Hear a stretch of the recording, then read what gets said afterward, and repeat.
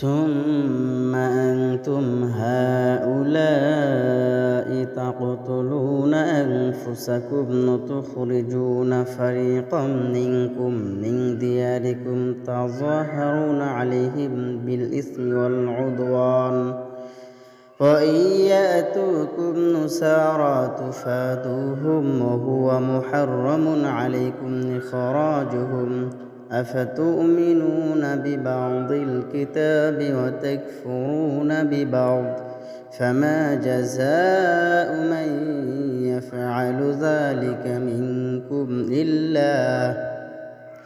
إلا خزي في الحياة الدنيا ويوم القيامة يردون إلى أشد العذاب وما الله بغافل عما تعملون।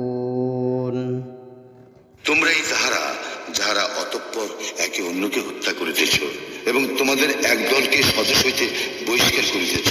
তোমরা নিজেরা তাহাদের বিরুদ্ধে অন্যায় ও সীমালঙ্ঘন দ্বারা পরস্পরের পৃষ্ঠপোষকতা করিতেছ এবং তাহারা যখন বন্দীরূপে তোমাদের নিকট উপস্থিত হয় তখন তোমরা মুক্তিপণ দাও, অথচ তাহাদের বহিষ্করণই তোমাদের জন্য অবৈধ ছিল।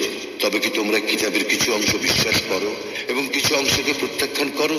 সুতরাং তোমাদের মধ্যে যাহারা এরূপ করে তাহাদের একমাত্র প্রতিফল পার্থিব জীবনে হীনতা এবং কিয়ামতের দিন তাহারা কঠিনতম শাস্তির দিকে নিক্ষিপ্ত হইবে।